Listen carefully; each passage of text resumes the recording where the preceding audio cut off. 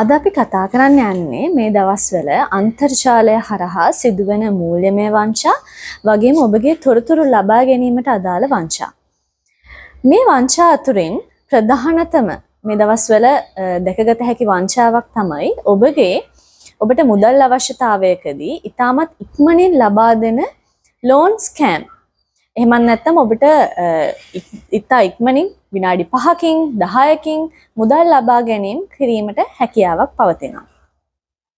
ඔබට මෙහිදී දැක ගන්නට පුළුවන් ඔවුන් යම්කිසි පෝස්ට් එකක් හෝ ඔබට යම්කිසි SMS පණිවිඩයක් කරහා මේ සේවාව ඔවුන්ගෙන් ලබා ගැනීමට ඔබව පොළඹවා ගන්නවා. එහිදී මුලින්ම ඔබව යම්කිසි සෝෂල් මීඩියා ගිණුමකට එහෙම නැත්නම් සමාජ මාධ්‍ය ජාල ගිණුමකට ඔවුන් යොමු කරනවා. ඒ ඔස්සේ ඔබට ලින්ක් එකක් හම්බ වෙනවා.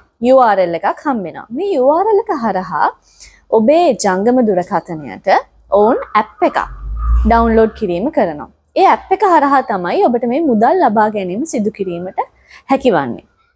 මේ ඇප් එක ඔබ නොදන්නවා වුණාට ඔබගේ අභ්‍යන්තරය ඔබගේ දුරකථනයේ අභ්‍යන්තරය දක්වාම අපි කියනවා root privilegeම ලබා ගැනීමක් සිද්ධ වෙනවා. එහිදී ඔබට ඔබගේ පෞද්ගලික තොරතුරු ඔවුන් ලබා ගැනීමක් සිදු කරනවා.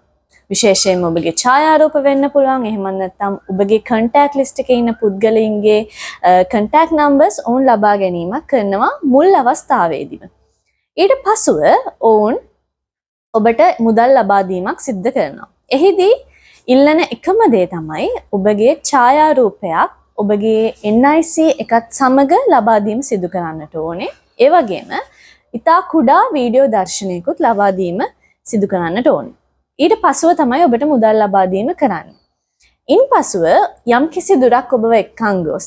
ඒ කියන්නේ අපි හිතනවා රුපියල් 1000න් පටන් අරගෙන රුපියල් 10000 ලක්ෂය ලක්ෂ 2 වගේ ලක්ෂ 5 වගේ මුදල් දක්වා ඔබව ගෙන ගිහිල්ලා ඊට පස්සේ ඔබට යම්කිසි අවස්ථාවක ඒ මුදල ආපහු ලබා දීමක් කරන්නට බැරි අවස්ථාවේදී කරන්නේ ඔබගේ අර contact list එකේ ඉන්න පුද්ගලයින්ට ඔබගේ ඡායාරූප බෙදා දෙමින් ඔවුන්ට ඡායාරූප ෂෙයා කරමින් ඔබගේ ප්‍රතිරූපය ඔබගේ reputation එකට හානි කිරීමක් ඔවුන් විසින් සිද්ධ කරනවා. ඒ නිසා මේ පිළිබඳව ඉතාමත් සැලකිලිමත් වීම අත්‍යවශ්‍යයි. ඊළඟ වංචාව වන්නේ ඔබට යම්කිසි ආකාරයක ව්‍යාජ ලිපි ලේඛන ලැබෙන්නට පුළුවන් අන්තර්ජාලය හරහා. යම්කිසි සෝෂල් මීඩියා එකක ඔබ බිස්නස් එකක් කරනවා නම් ඔබ ව්‍යාපාර කටයුත්තක් කරනවා නම් එහෙම නැත්නම් ඔබගේ ආයතනයේ යම්කිසි වයලේෂන් එකක් කරලා තියෙනවා කියලා ඔබට ලිපිනයක් ලැබෙන්නට පුළුවන්. ඒක විද්‍යුත් ලිපිනයක් වෙන්න පුළුවන්. එහෙම නැත්නම් හાર્ඩ් කොපි එකක් යම්කිසි ලියුමක් වෙන්නට පුළුවන්. තැපෑලෙන් එවන ලියුමක් වෙන්නට පුළුවන්. එහිදී සීල් සහිතව ව්‍යාජ සීල් සහිතව යම්කිසි පුද්ගලයෙකුගේ නම් සඳහන් කරලා ඔවුන්ගේ අත්සනත් සහිතව ඔබට ලැබෙන්නට පුළුවන්.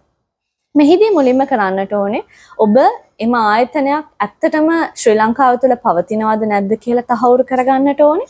ඒ වගේම එහෙම පුද්ගලයෙකු ඇත්තටම සිටිනවද නැද්ද කියලා තහවුරු කරගන්නට ඕනේ සහ එම ලිපිය ඊටමත් ව්‍යාජ එකක්ද එහෙම නැත්නම් එහි අනන්‍යතාවය මොකක්ද කියලා තහවුරු කර ගැනීමක් කරන්නට ඕනේ. එයට රිප්ලයි කිරීමට ප්‍රථම. එයට ප්‍රතිචාර දැක්වීමට ප්‍රථම.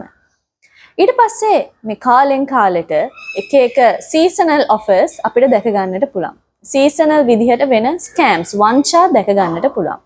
ප්‍රධානතම දේ තමයි පසුගිය කාලේ අපිට දැක ගන්නට පුළුවන් වුණා. ඔබට ඩේටා දන්සල වෙසක් කාලේ ලඟ වෙද්දි ඩේටා දන්සලක් ලබා දෙනවා කියලා එක විදිහේ පණිවිඩ හුවමාරු වෙනවා සමාජ මාධ්‍ය හරහා.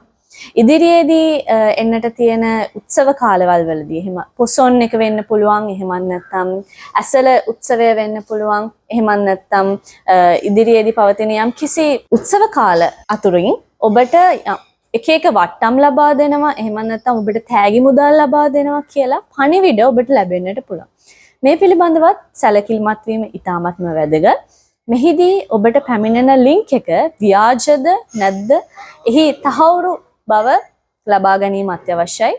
එහි සත්‍යතාවය හෝ අසත්‍යතාවය පිළිබඳව දැන ගැනීම ඉතාමත්ම වැදගත්. මෙවැනි දෙයකට ඔබ ගොදුරු වුණහොත් ඔබගේ මූල්‍ය වංචාවක් සඳහා නම් අනිවාර්යයෙන්ම එය ශ්‍රී ලංකා මහ බැංකුවේ ලියාපදිංචි ආයතනයක්ද නැද්ද කියලා තහවුරු කරගනිමින් ඒ අදාළ ආයතන දැනුවත් කිරීම සිදු කරන්නට ඕනේ. අන්තර්ජාල හරහා සිද්ධ වෙන ගනුදෙනුවකදී ඔබ සැලකිලිමත් වෙන්නට ඕනේ. ඔබගේ බැංකු ගිණුම් ලබා දීමක් නොකරන්නට ඕනේ සහ ඔබගේ පෞද්ගලික තොරතුරු විශේෂයෙන්ම තමන්ගේ ජාතික හැඳුනුම්පත් අංකය එහෙම නැත්නම් තමන්ගේ අපි කියනවා personal identifiable information තමන්ගේ නම ගම උපන්දිනය ඒ වගේම තමන්ගේ පාස්පෝර්ට් අංකය වගේ තමන්ව හඳුනාගත හැකි තොරතුරු ලබා දීමේදී ඉතාමත්ම සැලකිලිමත් වෙන්නට ඕනේ. ඒ වගේම යම් කිසි දෙයකට ගොදුරු වුණහොත් ළඟම තියෙන නීතිය ක්‍රියාත්මක කරන ආයතනයට ගිහිල්ලා ඒ පිළිබඳව දැනුවත් කරලා ඔබට මින් ගැලවීමට හැකියාවක් තියෙනවා. සහ ඒ වගේම ඔබට ලැබෙන ඕනෑම පණිවිඩ පිළිබඳව සැලකිලිමත් වීම ඉතාමත්ම වැදගත්. එහි සත්‍ය අසත්‍යතාවය තහවුරු කර ගැනීම ඉතාමත්ම වැදගත්.